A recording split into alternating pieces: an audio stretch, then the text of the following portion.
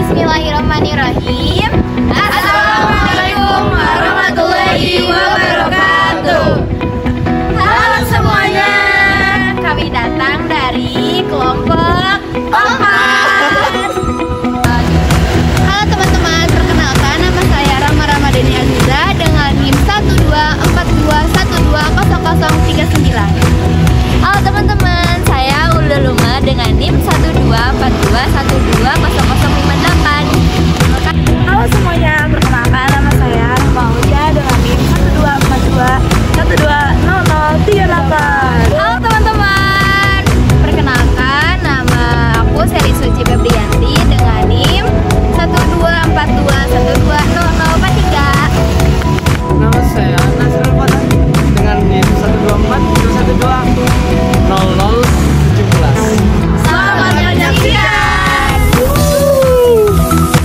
Baik, saya Rama Ramadhani Aziza. Di sini saya sudah bersama narasumber dengan akang siapa kak? Perkenalkan saya Dias dari Prodi Pendidikan Bahasa Inggris. Ya, di sini saya ingin menanyakan perihal Pancasila. Apa aja yang akang tahu? Apa sih tanggapan akang gitu mengenai kasus-kasus seperti korupsi, pelecehan seksual, terus pemilu yang kotor, terus pembunuhan dan yang lain-lain? Menurut akang, apakah hal tersebut terjadi karena rusaknya Pancasila atau apa? Seperti yang saya tahu ya, bahwasanya Pancasila adalah dasar atau juga hukum dari negara kita, negara Indonesia. Tapi entah kenapa banyak dari permasalahan sekarang di negeri kita yang tidak terpaku dengan tonggaknya Pancasila, dan ini juga sebagai permasalahan besar dan juga tantangan bagi seluruh pejabat ya untuk menegakkan kembali nilai-nilai Pancasila. Seperti banyak sekali ya kasus-kasus sekarang Sudah memudar ya, sehingga terjadilah seperti itu korupsi. dan saya rasa kita sebagai mahasiswa juga punya peran yang sangat besar untuk kembali menegakkan nilai-nilai dari Pancasila tersebut. Terima kasih akang sebelumnya, maaf mengganggu waktunya. Kak, permisi boleh minta waktunya? Oh boleh. Saya Ulul Luma dari TBI 1B, izin wawancara ya A. Tentang tanggapan A sebelumnya. Dengan A siapa? Azhari. Azhari, baik. Azhari, menurut AA, apa yang harus kita lakukan untuk menjaga nilai-nilai Pancasila agar tetap terjaga di generasi selanjutnya? Kalau menurut saya sih lebih ke arah edukasi sih, karena kebetulan kan sekarang juga ada mata kuliah Pancasila mungkin. Jadi itu mungkin salah satu bentuk buat melestarikan nilai Pancasila di era sekarang. Saja ya Kak. Itu saja sih menurut Baik saya. Kak, terima kasih ya Kak Iya, waktunya. Iya. Terima kasih. Terima kasih Kak. Iya.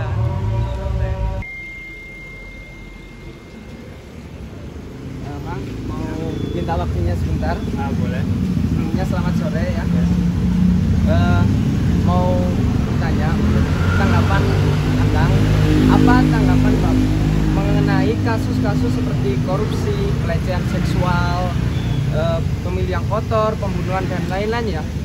Menurut Akang, apakah hal tersebut terjadi karena rusaknya Pancasila?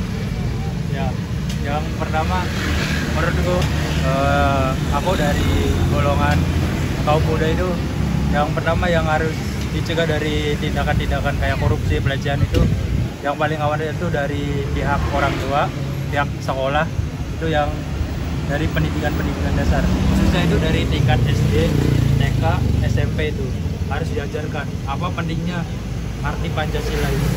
Pancasila kita kan pedoman kita itu Pancasila.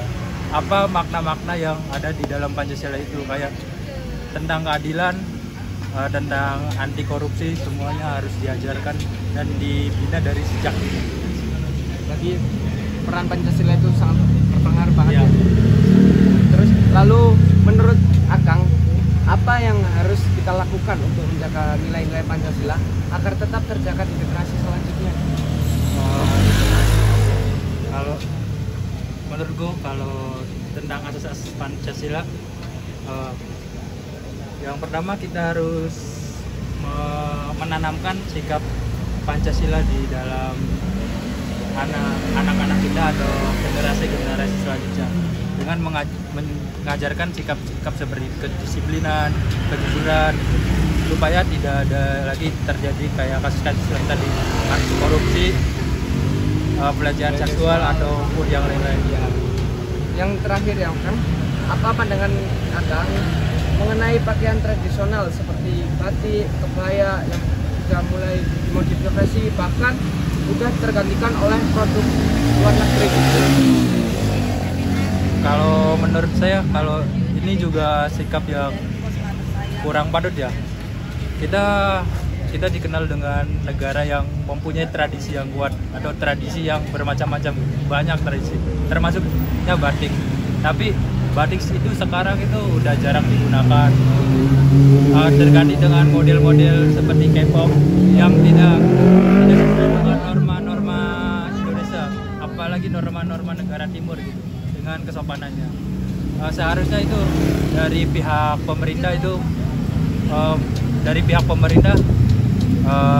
sebaiknya mensosialisasikan atau mempopulerkan lagi dengan cara membuat event-event atau apapun supaya mengenalkan tradisi atau pakaian-pakaian adat Indonesia di mancanegara.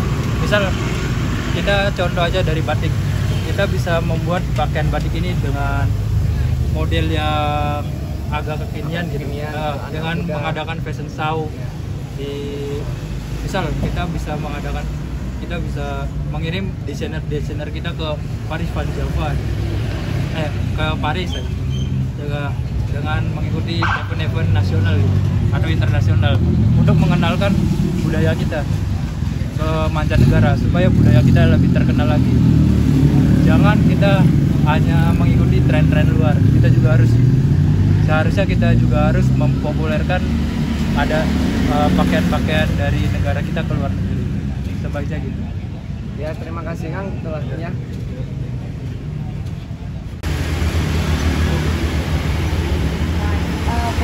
Teteh, selamat sore. Dengan Teteh namanya siapa? Teteh Yuli. Di sini saya ingin menanyakan tentang pendapat Teteh. Apa pandangan Teteh mengenai pakaian tradisional seperti batik dan kebaya yang sudah bahkan sudah tergantikan oleh produk pakaian luar negeri di zaman sekarang? Bagaimana pandangan Teteh tentang hal tersebut? Ini apa, sekarang kan ngikutin zaman Ya.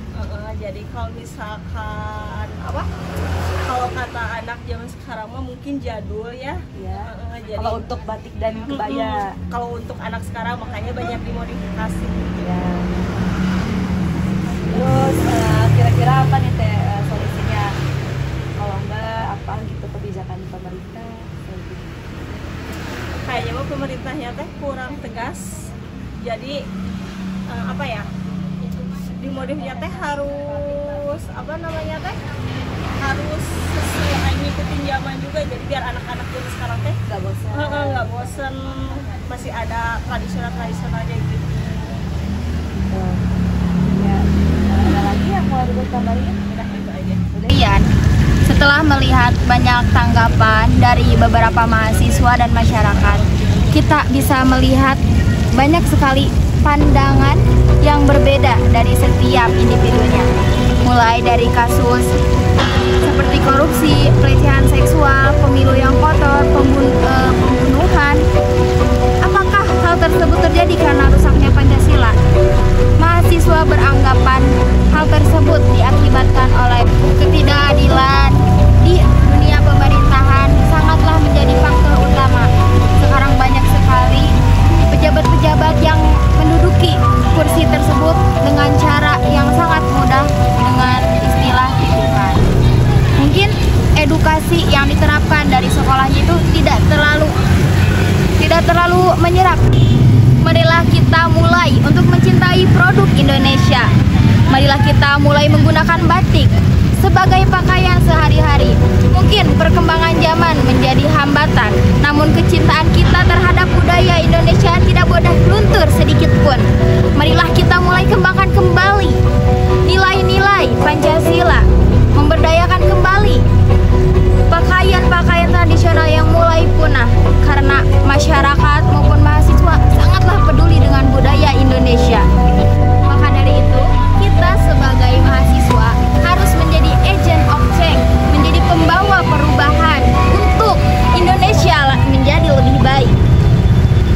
Kita harus bisa mengedukasi orang-orang di sekitar kita untuk lebih peduli kepada Indonesia dengan menerapkan nilai-nilai Pancasila dalam kehidupan sehari-hari.